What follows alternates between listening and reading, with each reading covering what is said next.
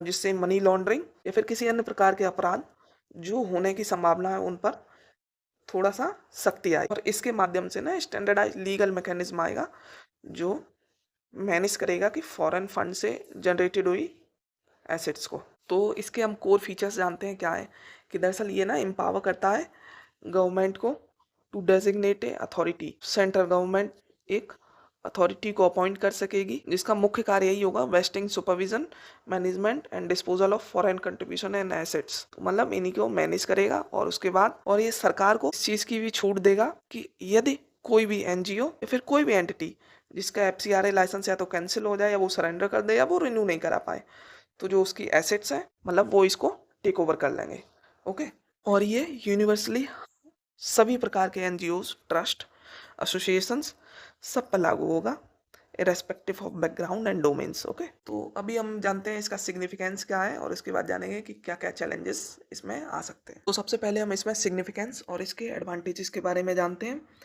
तो ये plugging regulatory gaps, मतलब रजिस्ट्रेशन कैंसिल के बाद डिफंक्ट या नॉन कंप्लाइंट ऑर्गेनाइजेशन को फॉरेन फंड से बनी एसेट को मिसयूज करने से एक तो रोकता है। दूसरा पॉइंट है इसमें national security and FATF standards, मतलब मनी लॉन्ड्रिंग और एंटी नेशनल एक्टिविटीज़ में फंड डाइवर्जन रोकता है। ग्लोबल एफएटीएफ जो जिसे हम बोलते हैं financial action task force standard से अलाइन करता है। ठीक है। और स्टैंडर्डाइज एसेट कस्टोडियनशिप में, मतलब डिस्ट्रेस लिक्विडेशन को रोकने के लिए एक लीगल कस्टोडियन फ्रेमवर्क बनाता है। ठीक है। अभी हम इसके इश्यूज और चैलेंजेस के बारे में जानेंगे। तो सबसे पहला पॉइंट यही है कि एग्जीक्यूटिव ओवररीच, मतलब एडमिनिस्ट्रेटिव अथॉरिटी को ये स्वीपिंग डिस्क्रिशनरी पावर देता है।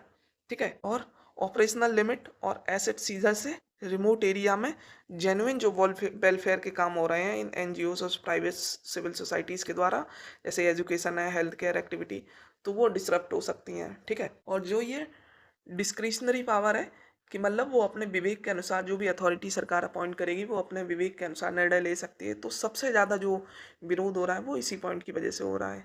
ठीक है। मेन कंसर्न जो है वो यही है। और एक दो पॉइंट्स मैं अपनी तरफ से बताता हूँ। सिविल सोसाइटी जो है वो हमारे इंडिया में काफ़ी जॉब्स भी प्रोवाइड करती हैं, और इनका जीडीपी में लगभग लगभग 2% का कंट्रीब्यूशन है। ठीक है। और जो 40%, 47% लोकेलिटीज़ ऐसे हैं जहाँ पर एनजीओज प्राइमरी एम्प्लॉयर हैं।